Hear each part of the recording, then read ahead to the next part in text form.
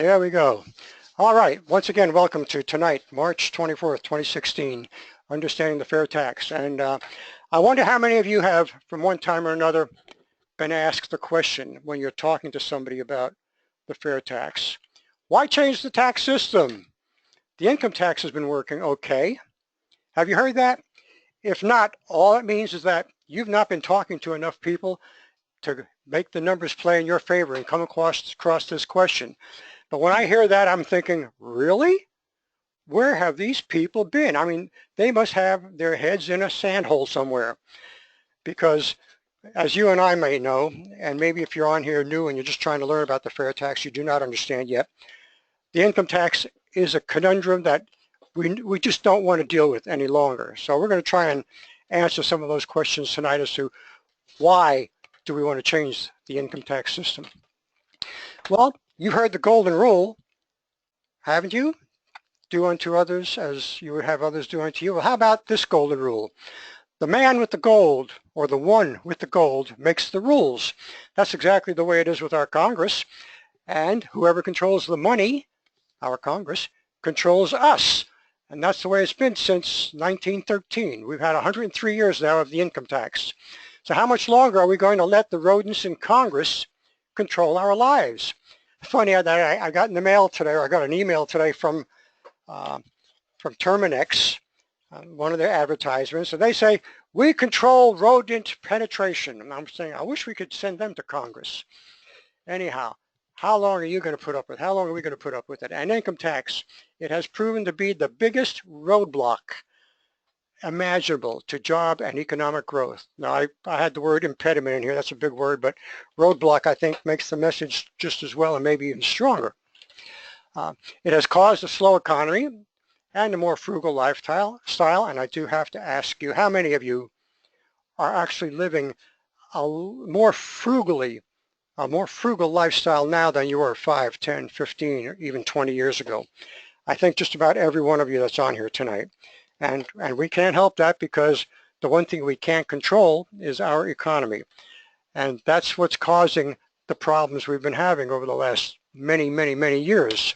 So it has deprived us also of our freedoms that have been given to us by our founders and written into the Constitution. Many of the liberties that we once enjoyed have been taken away by the income tax code. Over 74,000 pages, actually over 75,000 pages now. We just don't have an official count any longer. So let's talk about one of the points on my 5 stars here for the fair tax. Research.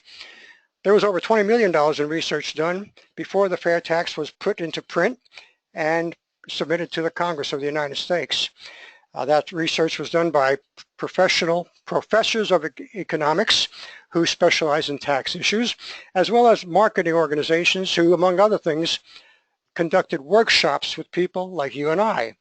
And the workshops is where the national retail sales tax really came to the surface, because after learning about how the income tax works, the attendees to these workshops were asked, what are your ideas? What thoughts do you have for possibly a better system for collecting revenue for our government?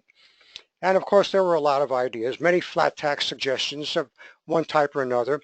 But what finally bubbled to the surface was a retail sales tax. And there were 2 primary reasons for that. Just 2. The first one was it's the easiest and least expensive to administer and enforce. That's costing us somewhere between $385 and $450 billion a year, depending on which numbers you want to use. The 385 is net cost after additional collections have been gained as a result of the IRS going after people. The 450 billion is the gross shortfall, or the tax gap as it's referred to. And the second item is because a national sales tax turned out to be the least intrusive on our privacy. Now, I don't know about you folks, but to me, both of those are very powerful points. And they're points that we should remember when we're talking to others. Least expensive to administer and enforce. The easiest to do both, and the least intrusive on our privacy. Important points. So the fair tax is a national retail sales tax on new goods and services. And you see new is highlighted because if we're talking about pre-taxed or used items, there is no sales tax applied to those products or services. Now, you're not going to find a service that's used, of course, and you're not going to find food that's used for the most part, but anything else that we buy, we very possibly can find in a used or pre-sales tax, pre-taxed condition. Education is not taxed.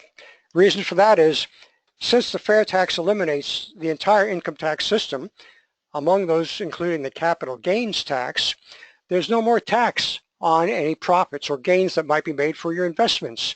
And the thought was, if there's no tax on hardware investments or stock investments, financial investments, if you will, why should there be a tax on the investment of your personal capital to improve your ability to generate income for yourself and your family? And so it doesn't matter if it's K through 12 or through the highest of college postgraduate degrees.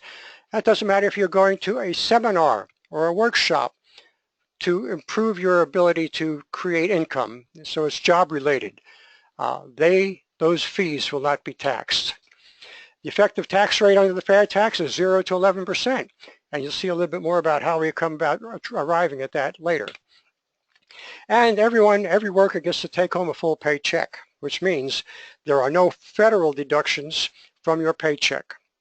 No Social Security and Medicare, and no income tax deductions. If you are having deductions for a pension plan that you're contributing to, or health insurance or something else of that nature, they will still be deducted as always. But by and large, in relating to taxes, there will now be no tax deductions. If you have a state income tax which is deducted, sorry, that's your problem in your state, and you'll have to take care of that on your own. Okay, the fair tax is known in the legislation as H.R. 25 in the House of Representatives and S.155 in the Senate. This is in the Congress, the 114th Congress, which started in 2015. Next year, 2017, when the 115th Congress starts, the Senate bill number will probably change. How about equal treatment? Another strong point about the fair tax is everyone will be treated equally. So it doesn't matter what your station in life might be, whether you are in the 1% of income earners or you're in the bottom tier of income earners, everybody will be treated exactly the same. Everybody will have the same rules to play by. So there's no favoritism, and we intend to keep it that way. We want to keep the lobbyists out because that's where the biggest favors are granted. Today's prices. Now this is an important issue because it'll have meaning a little bit later on when we talk about what the tax rates are and how it affects what you're actually buying. Today's prices the research found, are increased by 20 to 25% over the actual cost of the goods or services due to the embedded taxes and compliance costs of our income tax system. That's a lot, 20 to 25%. We typically talk about the average, which is 22.5%, and we shortcut that to 22%. Okay, so if you hear me talking about, or anybody who's presenting a fair tax idea, talking about 22% average embedded taxes, that's where the number comes from. So how does this come about? What creates these embedded taxes? I want to talk about the cost of doing business, CBD.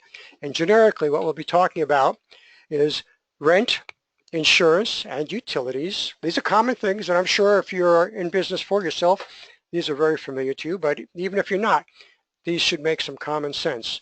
Also, we have licenses, license fees, and vehicle fees that you might be imposed on you in order to run your business. Also, you've got the materials that you may buy. This could be paper and copy machines and things of that nature, or it could be goods that you're actually building into something else that you resell. Okay? Labor and salaries go into it. Labor, of course, are your hourly workers, and salaries would be your management level employees. That goes into the cost of doing business. And last, also we have benefits. Let's not forget benefits, because if your employer is providing you with sick days that you can take each year, vacation time, or If they're paying for a portion of the premium on your health insurance, those are benefits that they are extending to you, and they have costs to them, which is part of what gets embedded into the price of whatever they sell. And then, last but not least, taxes and compliance costs. And they then, once they're all added, then the business will they will calculate whatever their profit margin is going to be on top of this and sell the product either to the next step in the supply chain, or if they sell at retail, they'll sell it to the end consumer. In any event, the next person buying this product ends up also paying taxes and compliance costs. So you can see how through a supply chain, going from one wholesaler to the next, that this can compound very quickly, and it does.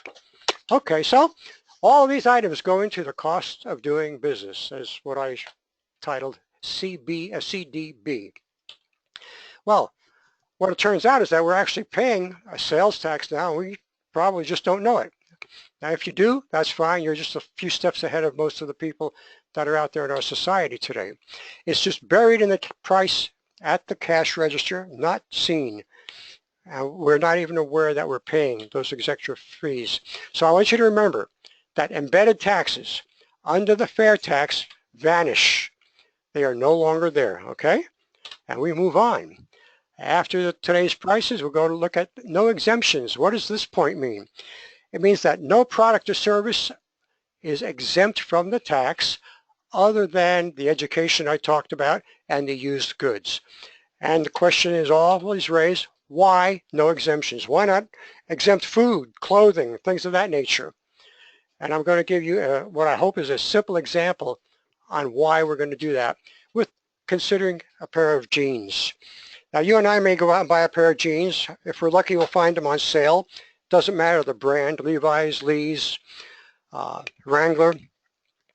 We might be able to find them for $40. Now, I know I have, so that's why I'm using that number.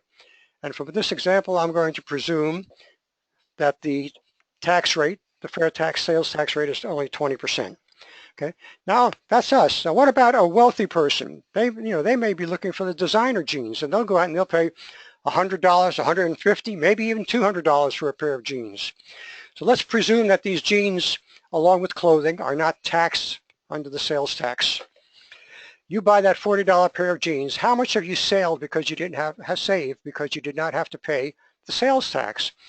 Well, 10% would be $4, 20% is $8, so you've saved $8, right? Good. That's a good deal. That's fair enough. Now, what about the guy or the gal spending $200 for that pair of jeans?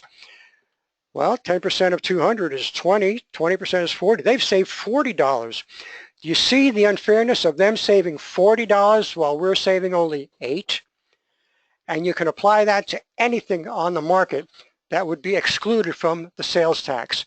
So in order to keep things equal treatment, which was the second bullet, the second point on the star, no exemptions under the FAIRtax. Fair enough? Good deal. All right, the tax rate under the FAIRtax, amount paid at the register, that is 23 cents of each dollar. If you calculate it as an inclusive tax, it's 23%. As an exclusive or an add-on tax, it would be 30%. Either way, it's 23 cents out of the dollar. So the effective tax rate is going to be the amount of tax paid divided by the total purchases. And here's two quick examples. There's $23 of tax paid divided by $100 purchased. The tax rate is 23%. Now let's presume that we take into account a thing called a prebate, which I will get to in a moment.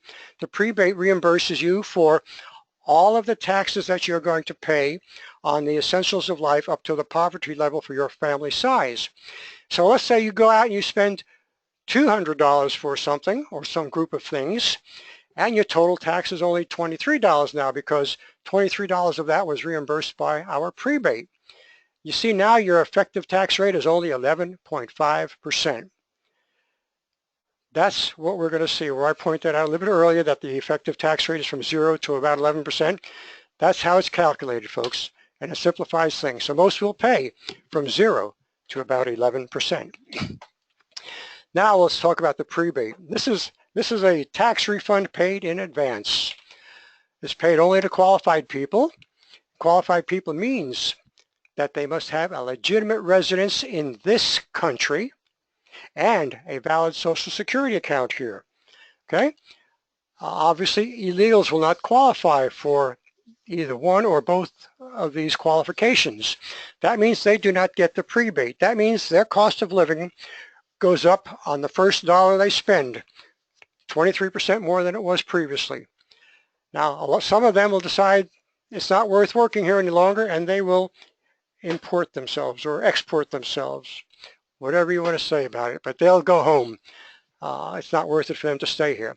Others will bite the bullet and stay because they're making enough money where maybe it just doesn't quite matter at this time, and they're really hoping for something to change for their better.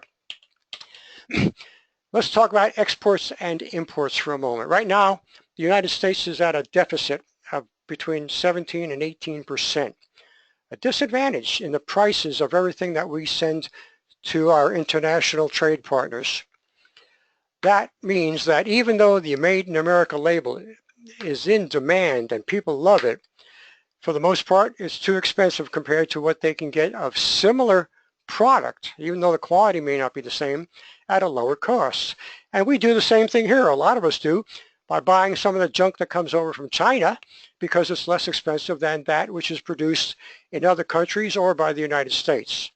So how do we overcome that? Well, under the fair tax, there are no embedded taxes and very little in the way of compliance costs. So all of a sudden, the prices of what we export become competitive with what people can buy overseas. And that Made in America label, that looks even more attractive now because it is price competitive. And when that increases, that product demand increases, that means we're going to have an increase in workers required in this country to help export more product. So you see how this also increases the job demand. Okay?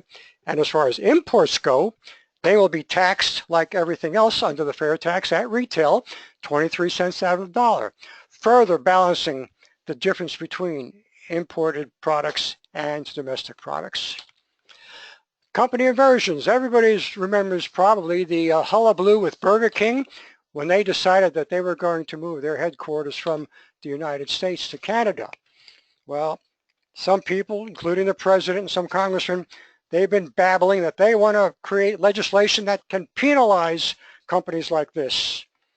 Penalize companies that want to do something to make themselves more profitable so that they can pay their shareholders a better dividend. And you know what, when you think about it, ladies and gentlemen, you and I are some of those shareholders if we have IRAs or 401ks or any other retirement plan. Or maybe you've even bought Burger King stock directly or stock in some of the other companies directly who have gone to European countries. Well, that's the typical way that Washington wants to fix this problem. Add more legislation. Fair tax doesn't do that. The fair tax, because there are no embedded taxes, there are no income taxes on businesses, there are no corporate taxes on businesses, it makes us the tax haven of the world. Companies will not only start returning their corporate headquarters here to the United States, but companies who have their headquarters naturally in foreign countries will start moving some of their headquarters here to take advantage of our tax benefits. And beyond that, those financial investors with cash that they want to invest, they'll bring that cash into the United States because there's no tax on any gains that they make. And so it's really a sweet potato for all of those reasons. Okay. Some people who are opposing the fair tax claim that it's regressive. A sales tax is just regressive on the lower income people. And to a large extent, they're right. So here's a definition, a typical definition, if you may, of what regressive means. It is a sales tax that applies to the essentials and are generally considered to be regressive because expenses for food, clothing, and shelter tends to make up a higher percentage of a lower income consumer's overall budget. And I think you can probably see logically why that is true. So fine, how do we overcome the regressive issue with a sales tax? The way we do it, and the fair tax does it very nicely, It overcomes regression via the prebate, because the prebate will reimburse us a month in advance for the taxes that we are going to pay on the essentials of life up to the poverty level for our family size. Now, the essentials for some people is a large screen and an in-home theater. Essentials for other people are food, clothing, and shelter. And of course, that's where this prebate will have the most impact on the lower income people. So lower income people have zero tax liability up to the poverty line for their family size. And you'll see what the family size, how it comes into this in a moment. They can also buy, use, and pay no tax whatsoever to help spread the discernible income that they have, disposable income that they have to work with. And the prebate dollar amount received, that is additional money, and they can choose to save it or spend it. That's their choice. Okay? If they spend, a couple, for example, if a couple under the FAIRtax spends $23,760, that's the poverty level for a couple, and they receive a prebate of $5,465 this year, that's a lot of money that they're getting back, isn't it? And if they are earning and spending every penny they get, you can see how this extra $5,400 is very meaningful. And they'll probably spend some of it, but if they're smart, they'll save some of it also. Why? Because that's a pretty good savings for a year, and they can put that towards buying another car that they need, or even save it for a couple of years to get a down payment for a house, their first house. So there's lots of things that can be done with that if they make the right decisions. But the fact is, it is their choice, their decisions.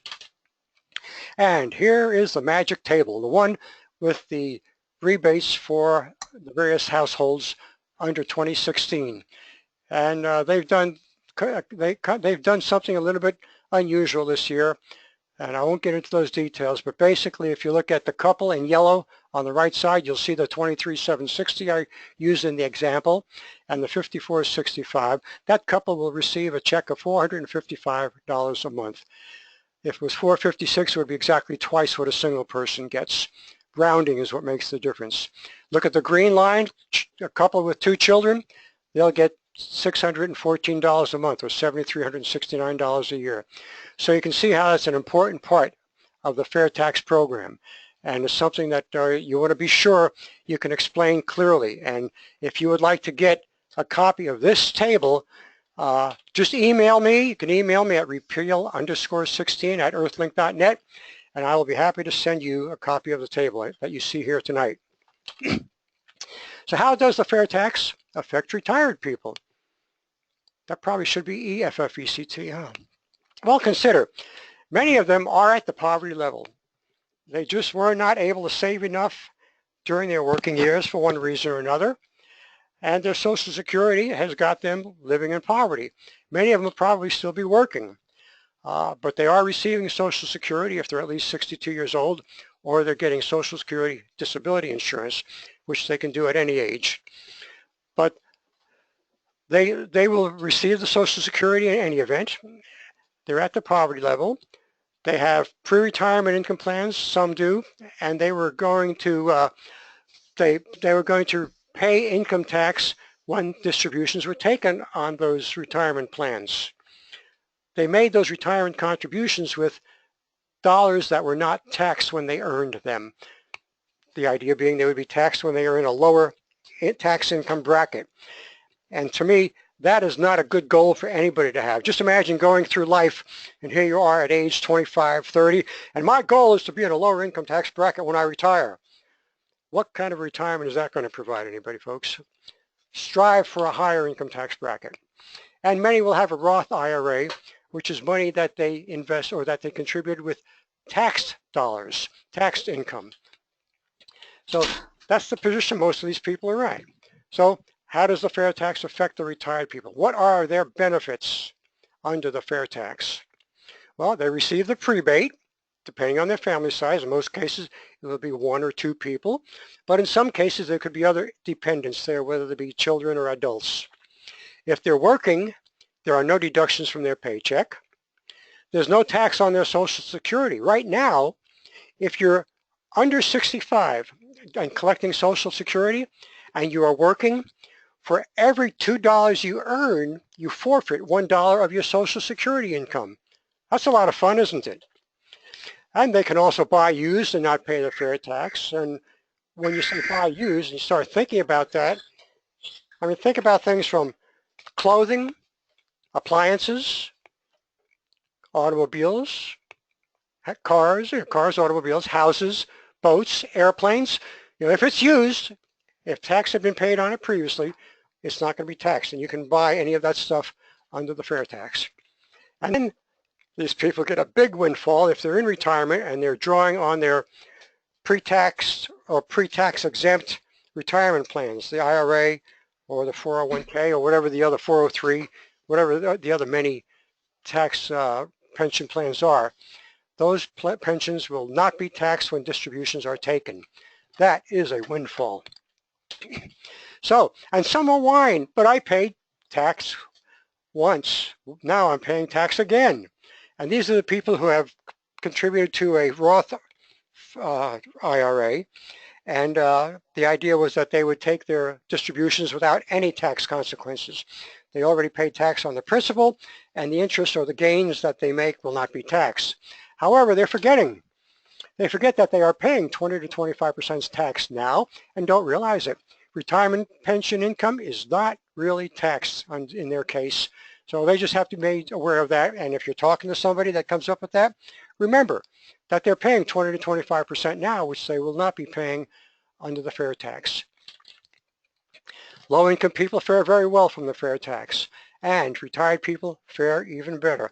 Also, the COLA, cost of living adjustment, that formula is going to be adjusted or modified, if you will, so that if there is an increase in tax as a result of an increase in prices, that increase in tax is going to be adjusted out.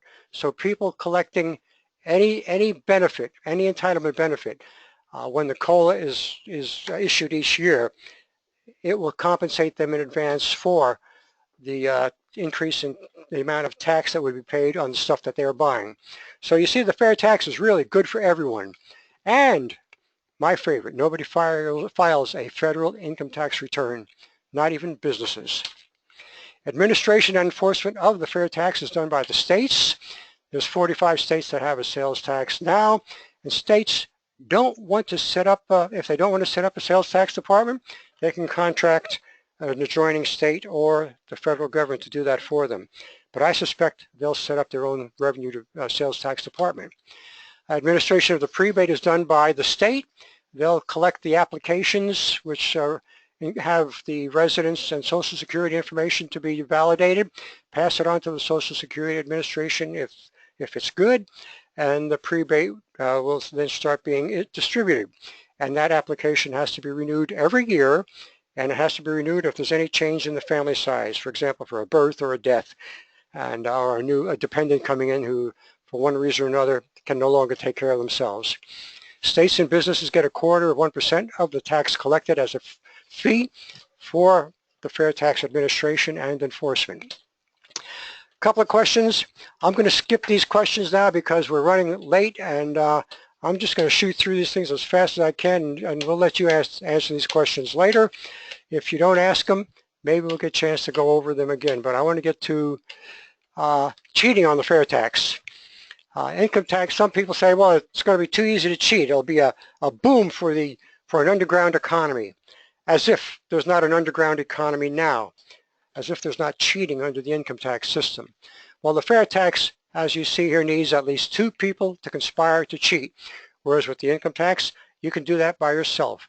It depends on how you fill out your own tax reform, where you hedge on your income or you hedge on your expenses or other issues, or if you're having your form done, your tax return done by a provider, an accountant, or just a tax preparer.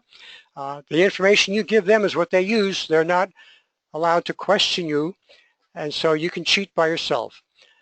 The fair tax requires 2, and if you think that a store like Walmart or Sears or Macy's or Penny's is going to risk their business license or large fines for cheating for somebody else, I think you better think about it one again. So Let's get serious about advocating the fair tax idea. What you can do to help. Get serious. Popvox. Go to popvox.com, essential place to submit your views on HR 25 and S155. If you go to Popvox, you'll have to register if you haven't already done so. And if you go to the upper right-hand corner where you can type in a bill number, enter HR 25, this is the page that will come up. And here you see, because I'm in Florida, on the right-hand side, you'll see the state input is Florida's. On the left side, you see the sponsor, Representative Rob Woodall. And here's where, if you look down at the bottom of this particular page, way down here, you see a gray support box and I guess some kind of a gold oppose box. You click one of those two, and that will take you to another page where you can, if you choose, add a comment as to why you either support or oppose the fair tax.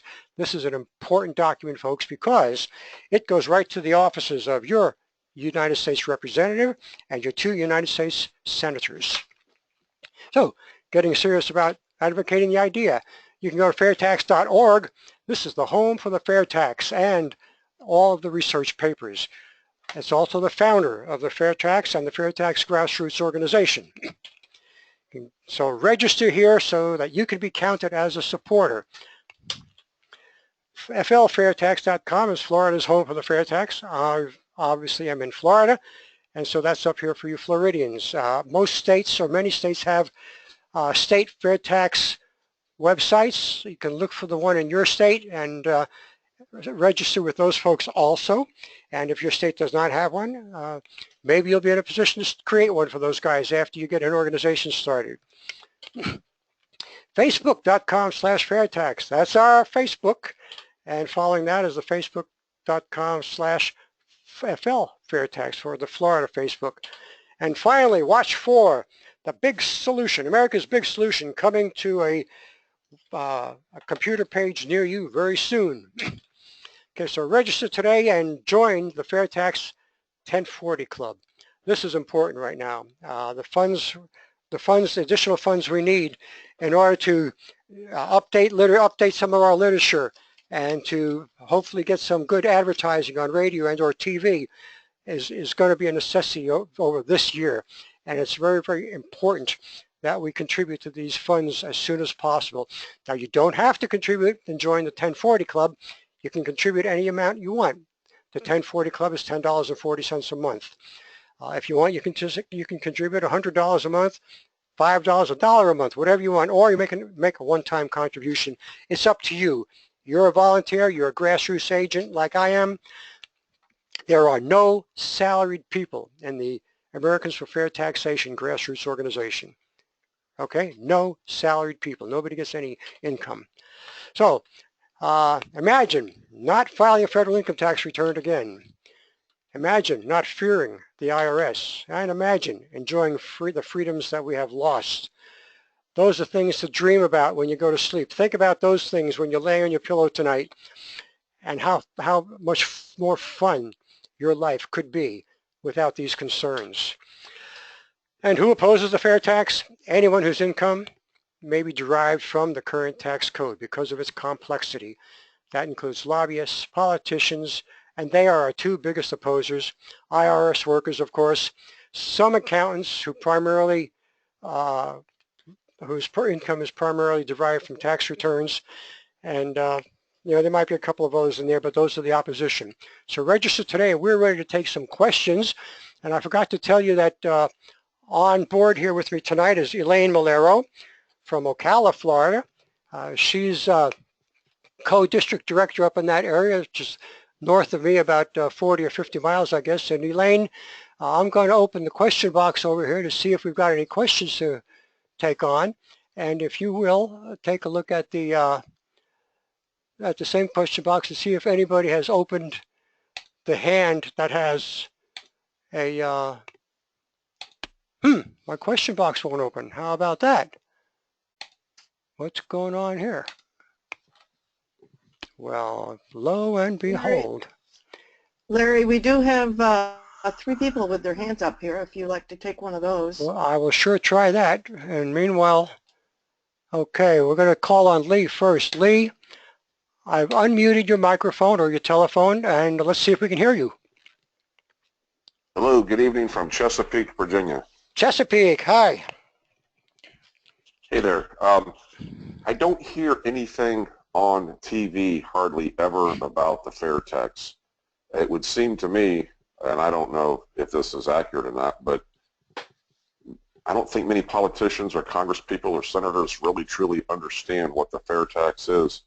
And I think that perhaps because they spend what seems to be 90% of their time trying to figure out how they can levy taxes, would the FAIRtax turn being a congressman into a part-time job? No, I would not do that. They've got plenty of money to spend, and they've got legislation that could be cleared from the books. That would take years and years, just that task in itself. Legislation that has been obsolete for years. No, it won't. And you're right about not seeing it on TV, because of the 73 co-sponsors we have in the House and the 7 in the Senate, I would venture to say, Lee, that probably 95% of them really don't give a rip about the FAIRtax. They would like to maintain some sort of an income tax, and the only reason that they have co-sponsored the FAIRtax legislation is to get their constituents off their back, get their constituents to stop sending them letters and emails and making phone calls and sending faxes, just to quiet the noise. Otherwise, that way they can do business as usual. And that's why it is so important for all of us, even if our representatives, Senate or House, happen to be a co-sponsor. It's very important that we continue to communicate with them and let them know that if they don't do a little bit more on behalf of the FAIRtax, we're going to find somebody that can replace them. And that's simple enough to do. Well, it's hard to find somebody, but it's easy enough to tell them that. And if you can get enough people in your congressional district to communicate with them like that, then you will have success. Thanks for that question, Lee. Okay, I got the question board up, so I'm going to take a look at it before going back to the raised hands. 2 questions I have. This is from Arnold. Arnold is asking, I have been interested in the FAIRtax concept for about 7 to 8 years. I didn't seem to have enough public support. I think the average guy on the street doesn't understand it. It is simple, but I think change scares most people, and they don't like the time to educate themselves. They don't take the time to educate themselves. What are the plans to do something to reach middle America? That is a great question, Arnold, and you know what? My plan to help educate America starts with you, Arnold. How many people are you out there talking to? How many people are you trying to educate in view of the fact that there is a lot of ignorance out there? That's exactly what the mission is of the grassroots organization, is to educate the population. And there's many ways you can do that. Yeah, you're right. There's not a lot of public support for it because there's not a lot of supporters that are opening their mouths and, like you've mentioned, taking the time to learn about it. But you can help that along just by being more active on your own. I don't have a better answer than that. You said you have 2 questions. I only see one there. You had a statement and a question, so I hope I've answered that. You might not like that answer, Arnold, but that's the honest to goodness answer for us. All right, what's next here? Okay, here it is. Here's your second question. The naysayers are touting the FAIRtax as a hidden regressive on low-income Americans. What plans are in place to better explain the prebate to low-income Americans? They shouldn't pay a sales tax on files, on life necessities. Well, once again, I happen to agree with you, they shouldn't. But once again, I have to point my finger right at you. It's up to you and other supporters up there in Chesapeake area to get out of your easy chairs, and if you can, if you might have some kind of a disability, that's a different story. Then do what you can on your Facebook and your Twitter account, whatever other computer tools that you may have. Communicate about the FAIRtax as much as you can. And if you have questions like this that need to be answered, communicate with myself. Go on the FAIRtax pages and leave a message on the Facebook page, and somebody will answer it. Go to fairtax.org and enter a question there, somebody will answer it, but you can get answers. And as I said earlier, all of the papers that explain the details of the FAIRtax are available at fairtax.org, and you go under research, and you get the heavy duty stuff. The lighter work is just in there is on how the FAIRtax works. But that's what has to be done, Arnold. Thanks for that question too. Okay, Peter is asking, is this going to be a simple introduction? I'm not sure what you're talking about. If you're talking about my introduction here of the FAIRtax, if it's not simple, I'm sorry, did the best I could. Give me some detail on why, and we'll do what we can. Marks may come across much simpler for you. I don't know. I tried something different today than what we've typically been doing. And no homeless gets a prebate. Well, if they don't have a legal residence in this country and a Social Security account with some contributions shown in it, I guess they don't either. That'll be up to the population, the public in the area of those homeless people to take care of them. That's what churches and nonprofit organizations are for. Rob, okay, thanks, Rob. Good to see you here. See you again. Many critics are making the claim that cheating would be rampant under the FAIRtax. Are they right? I think I answered that earlier. It could not possibly be rampant because it takes two people to cheat, and it will be nowhere near as rampant as it is under the income tax. Good gosh. And if you understand the FAIRtax in enough detail, you'll see how it is virtually impossible for it to go very far. Just one example, consider a small business who wants to give somebody a break and not charge them the FAIRtax. Who's going to pay it? He's going to have to show to his state revenue department what his gross sales are, and he's going to have to show them what his taxes collected are, and if his federal sales tax doesn't match the numbers with his state sales tax, he's got an anomaly there which is going to raise the flag, and he'll be getting questioned by the Enforcement Bureau. So it's not that easy to cheat on the FAIRtax. Thanks to that, dear Rob. Okay, we're going to go back here to the phone calls for a moment and see what we've got going on here. No, I found a way to make this easier. Josh, I have unmuted your microphone or telephone. Can we hear you, sir? Josh?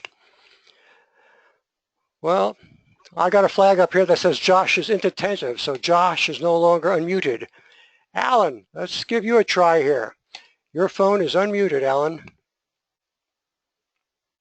Hello, can you hear me? I sure can, loud and clear. Alan from Atlanta, how you doing? We're doing great here in Orlando, my friend.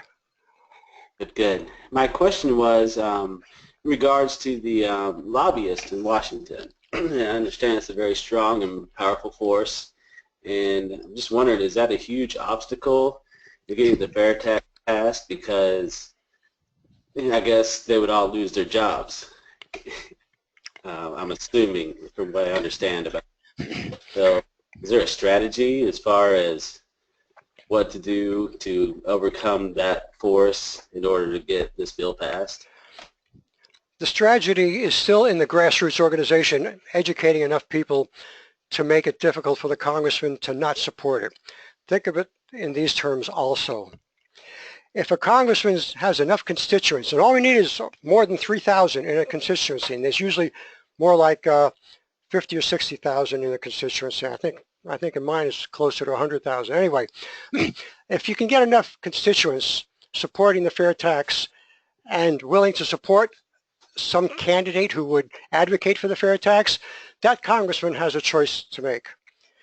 Either he loses his job, and with it the prestige and the power that he has, even though he's going to lose the financial benefits of campaign contributions from lobbyists, or he goes along with us and helps pass the FAIRtax in spite of the lobbyists. The lobbyists are a powerful force, no doubt about it, not because of their numbers as much as because of their dollars. And they will try to give Congress lots of money in the way of advertising against the FAIRtax. We don't know how much they'll do, but they'll do everything they can to save their jobs, just like you or I might do. And that's what we have to face. We know it. It's not a reason to stop. You know, the only way to really lose this battle is to quit, and I'm not a quitter. So we have to move forward with what we know and get as many people on board with the FAIRtax as we possibly can. Thank you, Alan. I appreciate that question. And next we'll go to, let's go to Ken. Ken, you are unmuted from wherever you're calling. Ken? Can you hear me, Larry? I sure can. Hey, all right. So, good evening. I'm from Orlando, and I was wondering about taxing all services. Are there any services that would not be included in that? Okay, well, to answer the question simply, I didn't understand what services you said, but the answer is yes, everything will be taxed in the way of services. But you have to also consider that under the income tax, financial services, insurance, stock brokerage and such, all of those people are now paying 25%. They're at the highest level of embedded taxes and compliance costs. So they're paying at least 25% in those embedded costs, which much of that will go away before the FAIRtax is added to it. So they shouldn't really see anything that is going to substantially affect their sale of their product. I hope that answers the question sufficiently. Thanks very much for it. All right, going on to, I guess we can go back to the written questions. Let's take a break from the questions now. We'll go to the final part of the product of the webinar tonight, and then we'll pick up from there and answer any more questions we have. Okay. Oh, a shameless plug for some friends. FAIRtax Guys Power Radio. Don't forget these guys. They're on YouTube. If you go to YouTube and just type in FAIRtax Guys, their stuff will come up for you. And here you see Ron Malero and Bob Paxson, the two guys that run their mouth off behind the microphone. And you can see why they're on radio and not television. Hello, guys. Good to see you. Okay, anyone whose income, I talked about this, is derived from the FAIRtax. I got a double on that slide. Sorry about that. Special topic, true costs of the income tax. The average individual spends 27 hours on tax preparation and filing and the filing process. And that filing process includes things like time spent saving and cataloging receipts and any other expenses that they might have. It includes recording that information either on a computer or on a spreadsheet of some sort, even on a hand form. It includes filling out forms for the tax preparer or the accountant, whomever you might use, and then reviewing the return when it comes back. And then after you've reviewed it, if you're not satisfied, you go back to the preparer. If you are satisfied, you go back to the preparer and sign it in front of him or her, and they will sign off on it. And then they have to file it. So all of that is included in the 72 hours per individual in the process. According to Nina Olson of the National FAIRtax Advocate, we spend, as a nation, individuals and businesses, nonprofits, over 6 billion hours complying with the FAIRtax system. That's a lot of hours, folks, that could be put to more productive use, don't you think? And the percent is 30% of the people who are qualify for a deduction, a tax deduction for their mortgage interest insurance, don't even file for it. They don't want to take the time to mess around with the long forms and build all the, track all of the deductions that they may have. So they file a 1040 EZ and they're done with it, forfeiting the taxes that they would get if they did file. Why is that? Well, I think I said why that is. But you have to understand that under the FAIRtax, that goes away because no longer is there any deductions from anybody's income, so there is nothing to file for in the first place. The IRS costs right now a little over $10 billion a year to run. A couple of years ago, it was $12 billion, but the sequester legislation that was passed started stripping some of that budget along with the budgets of every other department in the federal government. But with the new budget, that sequester is going to be deleted, and they'll be back to raising the costs to run the IRS again, especially when you consider the 17,000 additional agents required just to support Obamacare. Embedded costs are passed off to the consumers. The average 22% that we talk about of all retail goods and prices. So these are all issues that have a cost that we bear in handling the income, in complying with the income tax, and the opportunity cost of the tax withholding. Now I went and looked up what a reasonable definition might be for opportunity cost to help you all with this for those who might not know. And it is the loss or of potential gain from other alternatives when one alternative is chosen, or in our case, talking about the tax, it is dictated. So income withheld is our loss of selecting other alternatives to do with that cash. Simple as that. The last thing we want as a nation is another income tax in any form. The flat taxes are income taxes. Every flat tax out there is an income tax, and we can do without it. The fair tax is the best solution for us. So let's go on to more questions, and we'll see what's happening at this point. If I can open the question box again, get lucky. Well, it's not going to open for me. What am I doing incorrectly? I think I see it. There we go. Okay, I got it. Citrix has changed this window a little bit.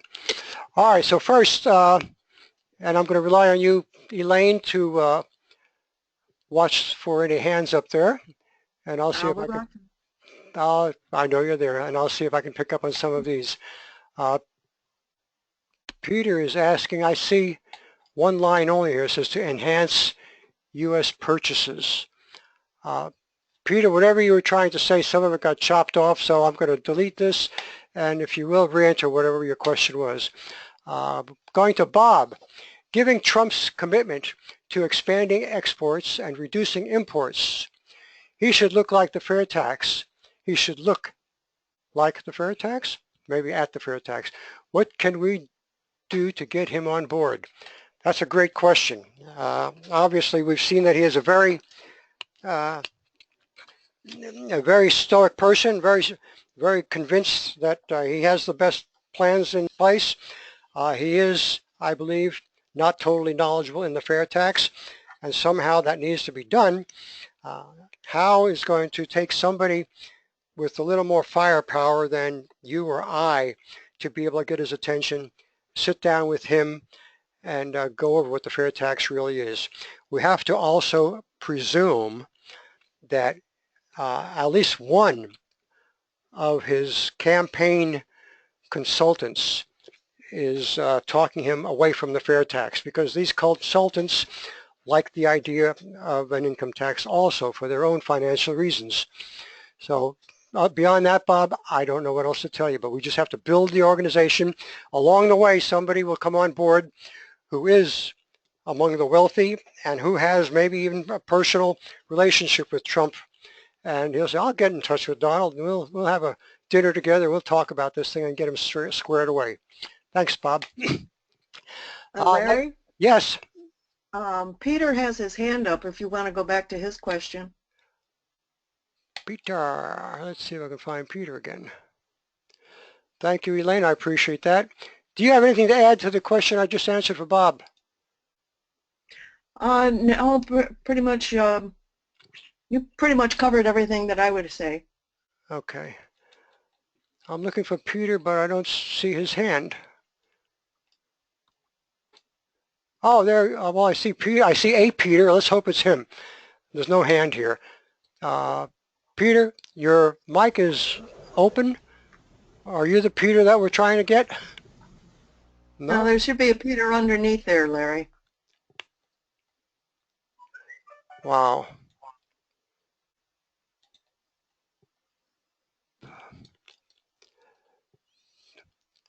These things are typically alphabetized, but I do not see Peter. I'm sorry. Elaine, Yes. Try unmuting him from your control panel, okay? Okay. He's unmuted. I see him. Okay. Peter, are you still there? Okay, I have a flag here that says Peter is not attentive any longer. So I'm going to mute him again. Next we'll go to Darwin. Darwin is saying, is loss of lobbyist money the reason for presidential candidates to actively appeal for some other tax fixes instead of the fair tax? Yes. Very, very simple, narrow question. Easy one to answer. Yes, that's a part of the problem. Probably not all of it, but yeah, I think that's the majority of it. And I've answered to some extent on this issue before, so I don't think I have to add anything. Elaine, do you have any additional thoughts on this? No, that's Okay. Next from Wally, what are penalties for cheating? That's a super question, and we don't have a super answer, but I'll tell you the best answer. well. I have a partial answer for you, Larry, if you'd like me to answer that one. Go ahead. Under the system we have now, if you cheat under the income tax, you become an income tax fraud, and you can be charged for income tax evasion. Under the fair tax, it takes at least 2 people to commit the fraud. So you not only have income tax evasion, but you have conspiracy to conspire to cheat the government. So consequently, it's a much stronger penalty under the fair tax to try and cheat. Very good. Super answer. Thank you so much. Okay, looking at Brian here. Sorry, my question doesn't pertain to the fair tax, but to these webinars, are these available on YouTube or somewhere else? Yes. I'd like to see the ones from the past. Fantastic. I can, if you'll email me, Peter, I just don't remember it off the top of my head, but if you will email me, I'm sorry, I called you Peter, Brian. If you will email me at repeal_16@earthlink.net, I will send you a web link to where you can get onto them. I'll tell you, or what you can do is go to flfairtax.org, and there's a, on the first page, there's a bunch of call to action boxes. Look for the one that has the webinars in it, and you'll see a line that says previous webinars or something like that, and you can click it and it will give you a whole list of the webinars that have been recorded and are on YouTube. And thank you for that question, Brian. In regards, let's see, now Peter again. Spend some quality time on proposing IRS workers, on repurposing IRS workers. Okay, good question, Peter. Let me say this about that.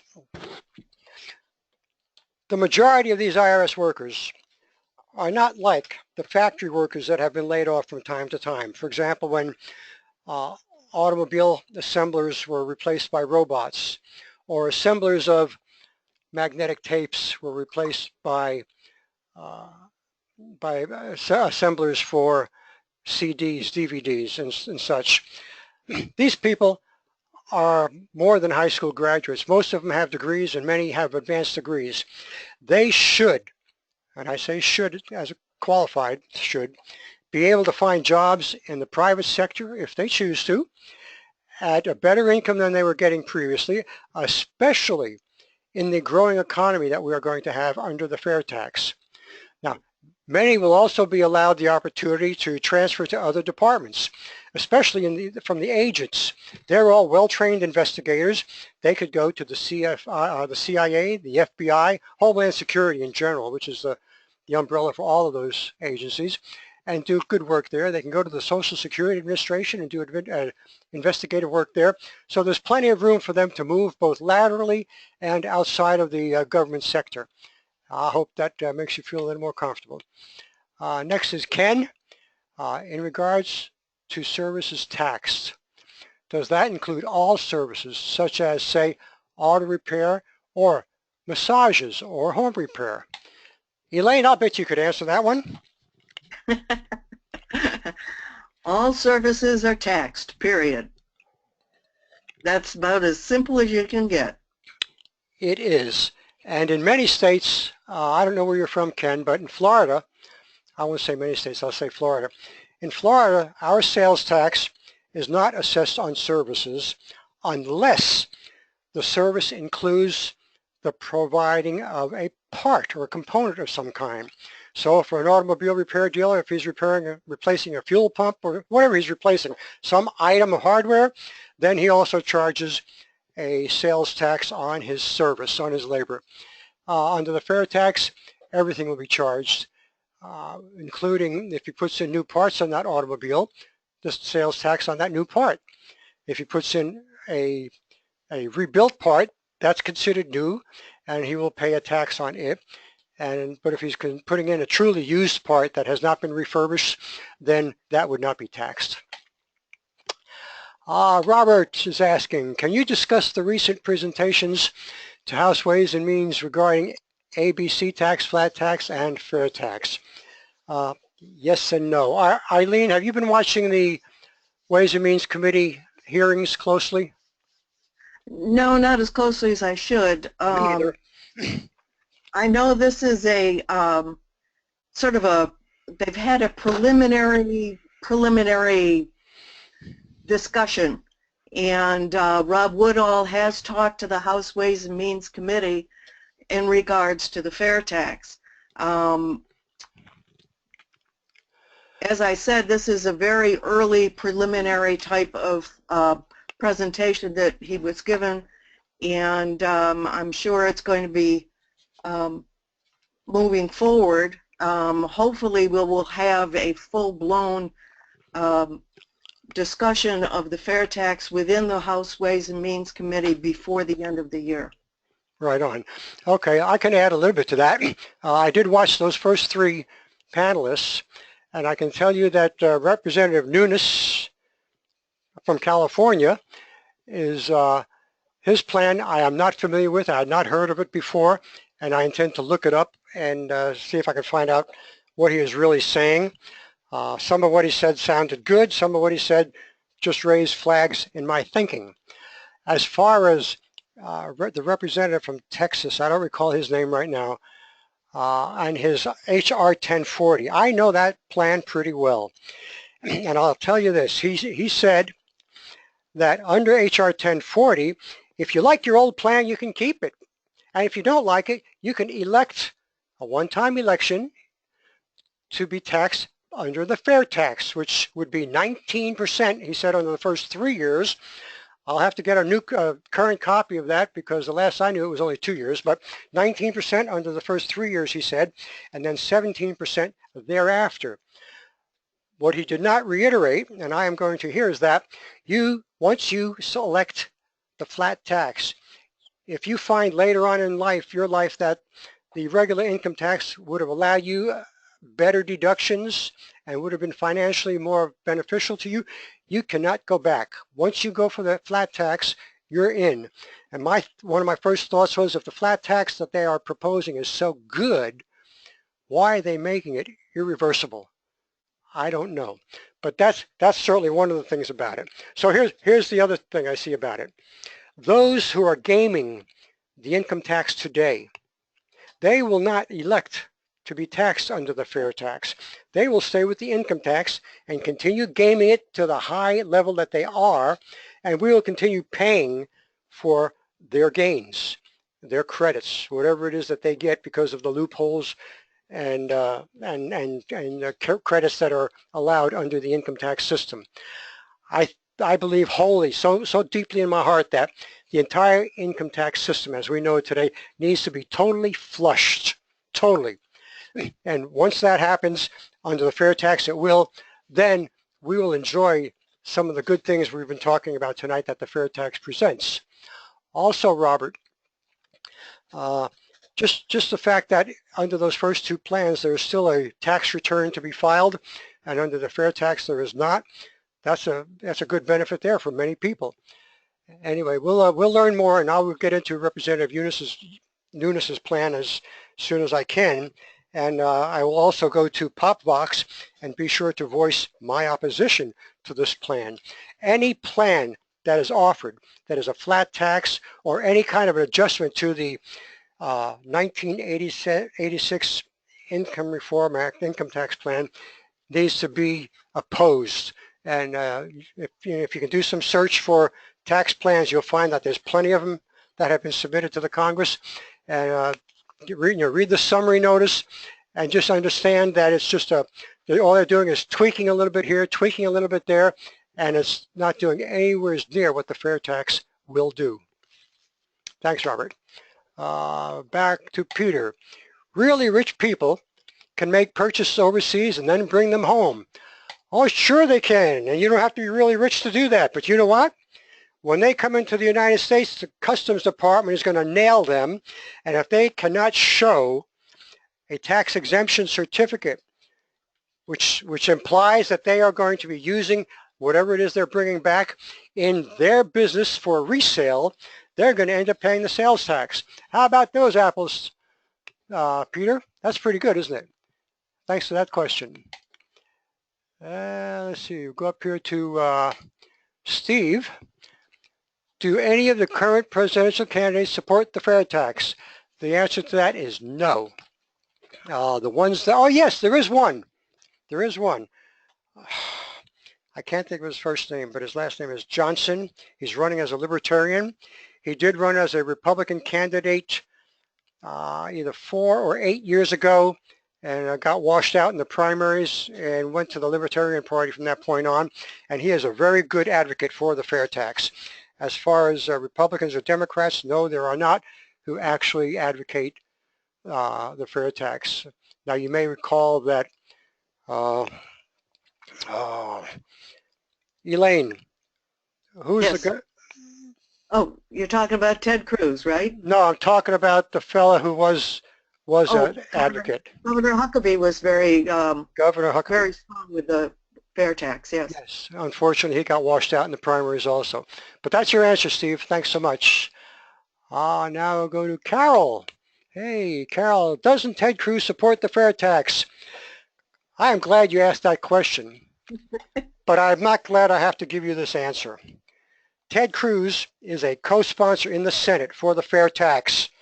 Why, Mr. Cruz, are you, since you said at one point the fair tax is the best solution for America's tax reform, did you come up with your honky-tonk flat tax idea?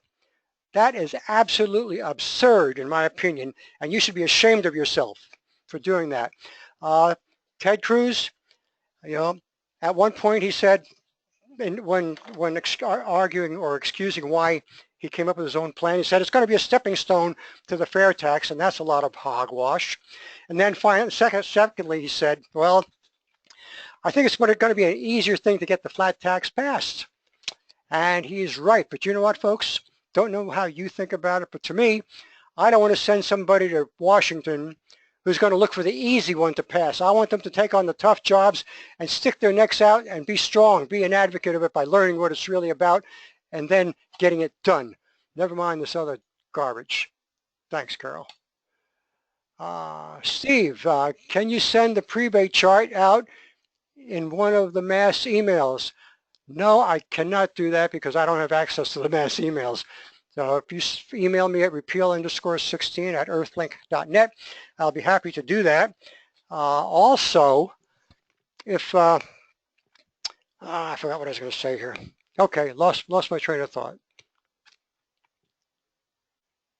Oh well, that'll do it for now. Marty, hey Marty, how you doing?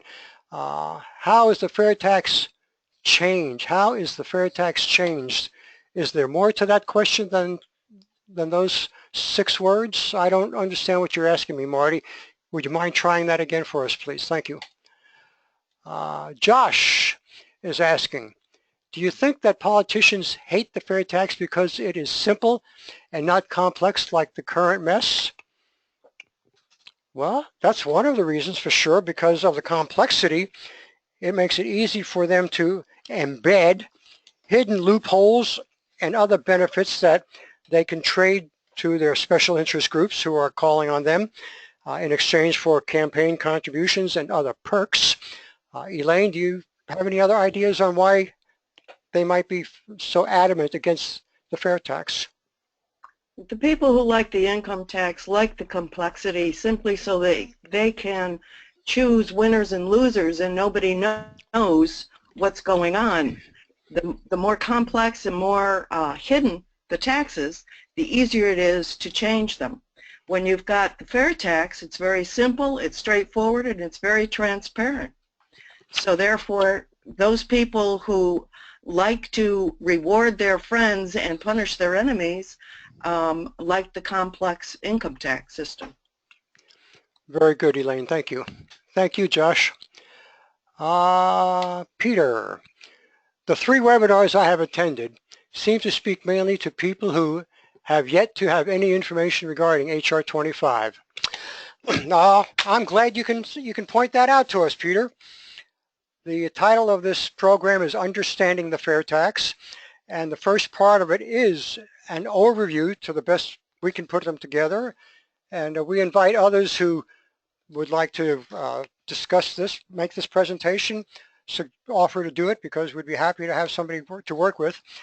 We're hoping that you think it is simple enough in of a presentation that you will in fact invite or bring other people who don't understand the fair tax or don't understand it accurately to come and pay attention and get their questions answered more directly.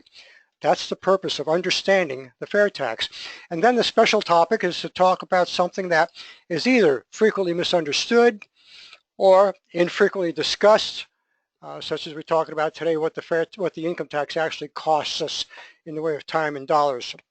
And it's something that's for the more advanced fair tax supporter, possibly like yourself. And so that's the 2 segments of this program, and I hope we are successful in meeting those 2 goals. Brad Larry, is asked. Ron, Yes. hand up. I'm sorry. Who has a hand up? Who? Ron. You mean like in Malero? Like the Malero. Yes, it is.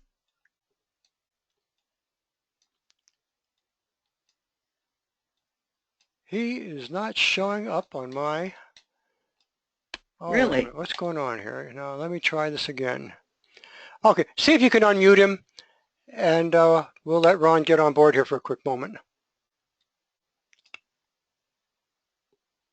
Okay, you're unmuted, Okay. Ron. Yep, that's what it says. Larry, I really like the change in the format tonight, and I like the special topic. That's a very important special topic. I think I have a slight difference of opinion with you on the sincerity of our co-sponsors.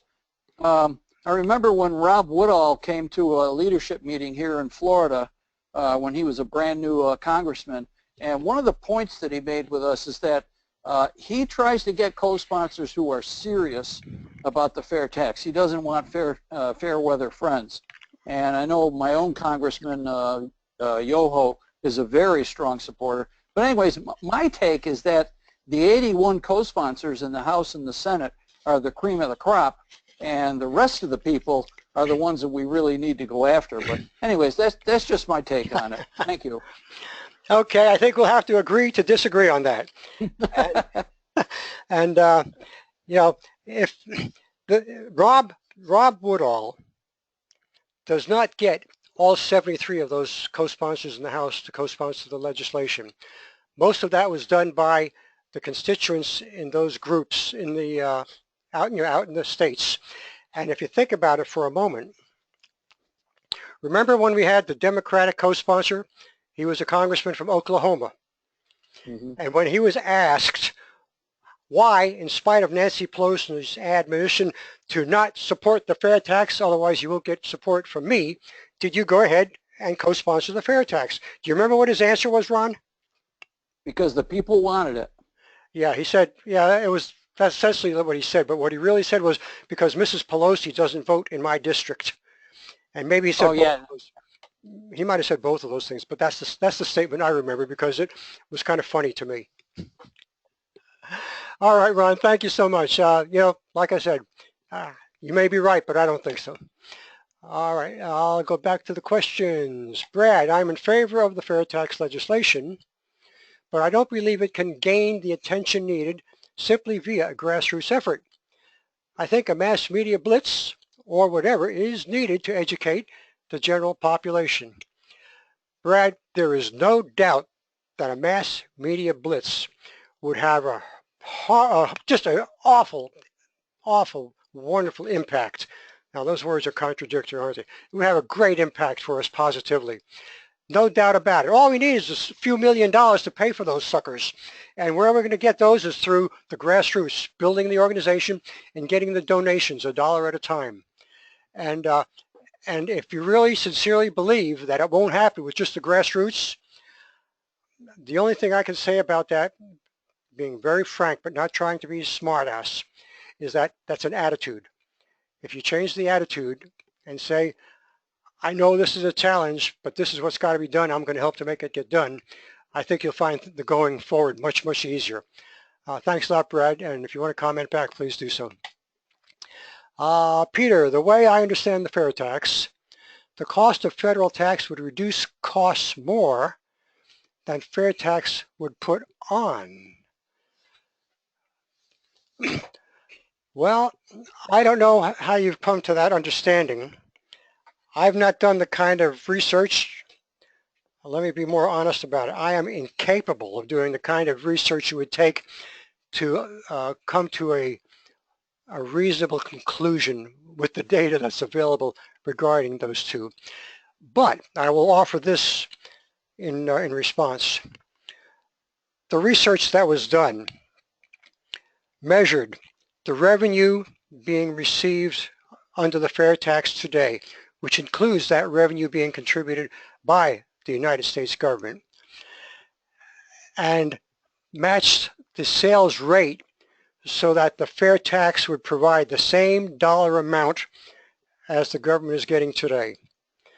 To me, that says that the government is going to be contributing about as much, but if they are contributing a little bit less than they were under the income tax, it's going to be made up by the broader tax base. And that sounds like a negative. But what I will say to kind of support that is one of the other research findings is that under the fair tax compared to the income tax that we have today, every single taxpayer, regardless of their income bracket, will have a lower liability with the fair tax than under the income tax. So that kind of tells me that we're pretty well balanced. The fair tax revenue is going to be pretty well balanced, and the lack of exemptions is a big part of that. The government used to get a lot of exemptions, and they're going to be paying for them now. And some people ask, why should the government be taxed at all? Well, because, for example, just one simple example, the government right now is contributing 7.65% to every employee's Social Security fund. That's a ton of money, folks, and they're not going to have to contribute that under the fair tax. That's a ton of money all of a sudden that they are not spending. Now that puts them in a position to be a very, very strong competitor against private businesses who might be competing to do the same thing. Postal services, for example, trash collection, you name it, but having the federal government taxed on services that are provided to the public is going to help make up that difference. Hope that eases that a little bit for you. Peter, it's a great question, but other than what I've told you, I don't have any more information that I can help with. If you've got something you can present to me, I'd appreciate that. An observation from Rudy. On the cheating query, businesses caught cheating could lose its license to operate or sell legally. That's true. Thanks, Rudy. George is asking, won't this kill Obamacare because there is no way to charge a fee? Breaks my heart. I don't know about you guys. But yes, because the income tax legislation literally gets flushed down the toilet, all of that legislation in the income tax system that it was put there by Obamacare is going to be gone unless Congress, in passing the legislation, makes some amendment to not do that. And we'll have to wait and see how that comes out. And we'll need to be paying attention. As a grassroots organization, we all need to pay very close attention to what's going on with the fair tax in the Ways and Means Committee, as well as in the Congress when it gets there. Okay, looks like RESL, if I'm saying that correctly. If not, I apologize. Online sales, which state would I pay taxes on an internet sale? Online sales, which state would I pay taxes on an internet sale? Okay, the fair tax is a destination tax. So no matter where you buy it from, the 23% will be included. Okay, that does not have anything to say about the state taxes. They will be as they are today, or as they get amended by the various states and by the government if it, for whatever reason, allows the states to charge their sales tax across borders. That's entirely another issue, nothing to do with this federal issue that we're talking about. But basically, under the fair tax, no matter where you are purchasing from, whether it comes from offshore or just from another state, the fair tax will be added if you're not buying it for your business. Thanks, Russell. Bob is asking, maybe Huckabee could sell Trump. That may be. If somebody knows Mike Huckabee, if they get a hold of him and ask him if he could do that. George is asking, when it comes to the housing industry, wouldn't you expect the fair tax to reduce the interest in new homes versus refurbishing old homes? Well, actually, the fair tax will reduce the tax on lending across the board. The research said by about 25% from whatever it is when the fair tax is actually implemented. And if you think about, we talked about the, no we didn't, but some people discuss the fact that under the fair tax, the wealthy people don't spend all of their income on income or on toys and stuff of that nature. As a result, I hear somebody in the background. Somebody is talking. Oh, I'm getting an echo. I've got an echo. I'm shutting that off. I turned you off for a moment, Elaine. So anyway, they say the wealthy people don't spend all of their money on the things that would be taxed. They would just save it or invest it. And I'm here to tell you that's the best thing that could happen with the money they don't spend, and that gets taxed immediately. Why? Because that means there is going to be a lot of cash in the system, which means lending will be much easier and at a lower interest rate. Investing means businesses will have the opportunity, will have more money to expand. Expansion, besides facilities, usually means more employees. More jobs will be created. More jobs means more income because those workers will be spending money like the rest of us.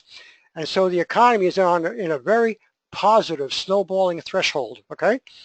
So that is a good thing. And when you look at it from that perspective, you say, hey, yeah, it will reduce the rates. Thanks for that question, George. Joseph, I'm going to ask Joseph a question here. I'm going to try unmuting Elaine so that she can chirp back in if it was her that was. Elaine, somehow you're whatever you have done. My voice is coming out of your speaker into your microphone and across the system.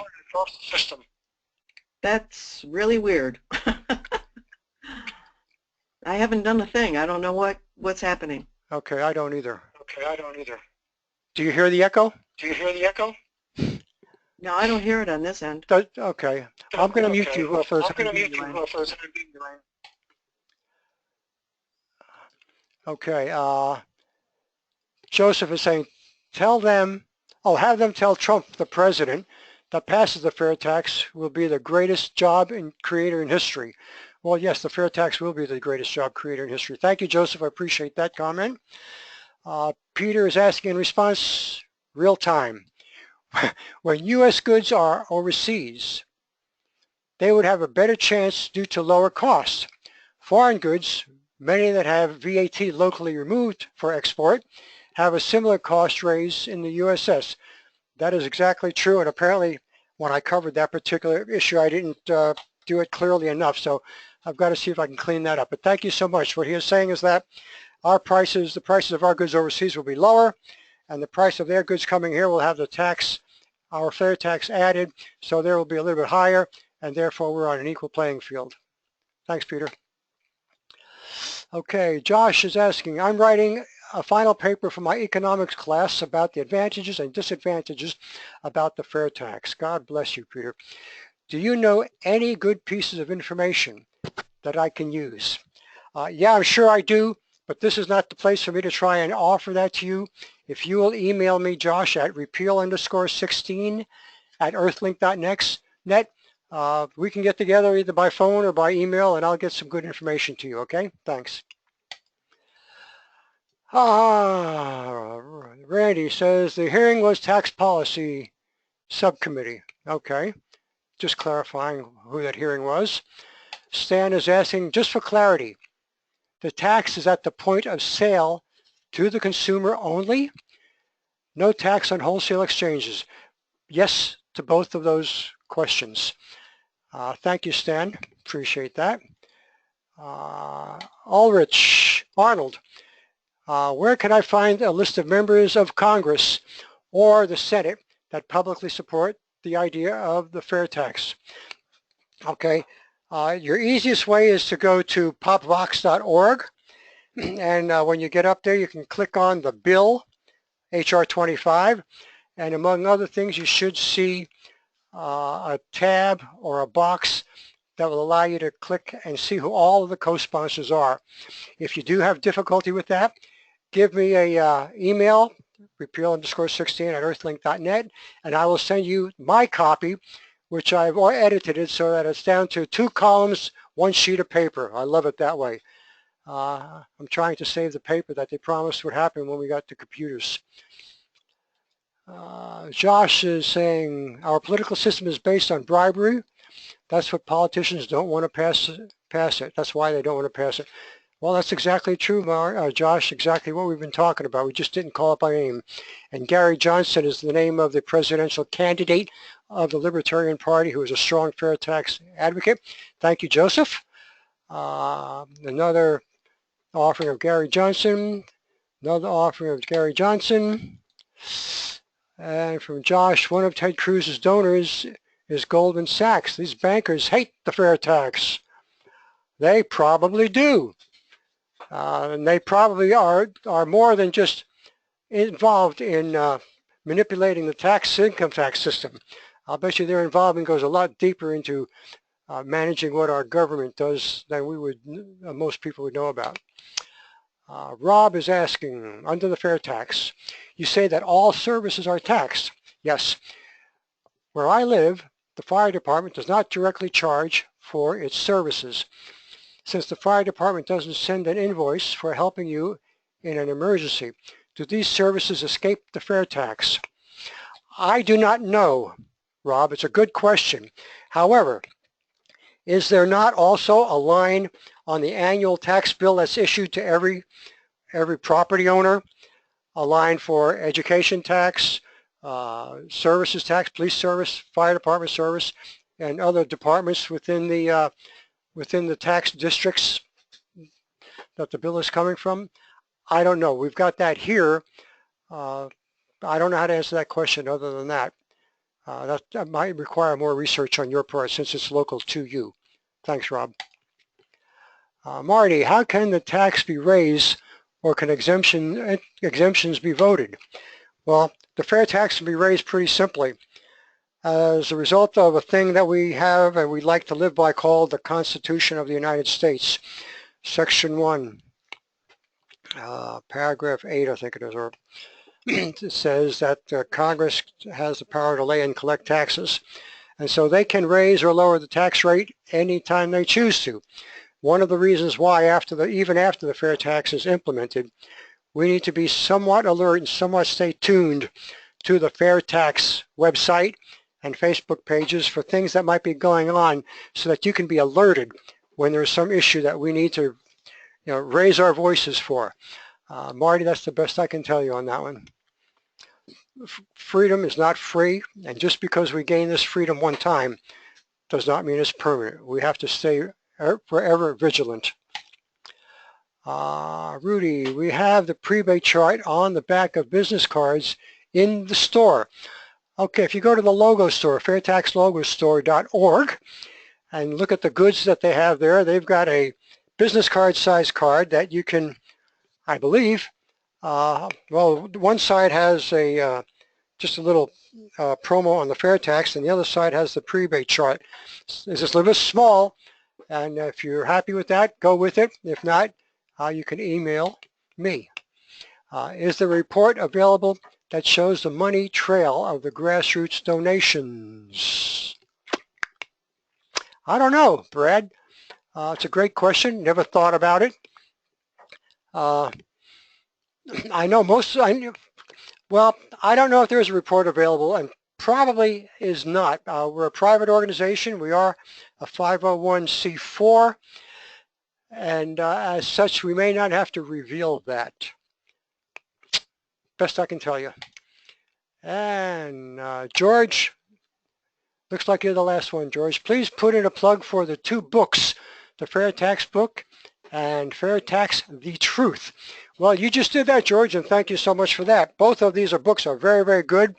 There was a couple of errors in discussing the pricing of products after the FAIRtax in the first book, which the authors, which are Neil Bortz and John Linder, tried to correct in the second book, FAIRtax The Truth. But if you have any problems understanding that, you can email me, and we'll work it out for you. Thank you so much, everybody. You've been great. We've gone way over time tonight, and you know, I hope we've still got a good number of attendees here, so it looks like we didn't bore too many people. Thanks again. We're going to shut this down right now. Have a good night, and once again, if you have any questions, you can send them along to me. And Elaine, if you've got something you'd like to add before we close, you're open. No, just to say thank you for joining us. And thank you, Elaine, for being there also. Have a good night, everybody.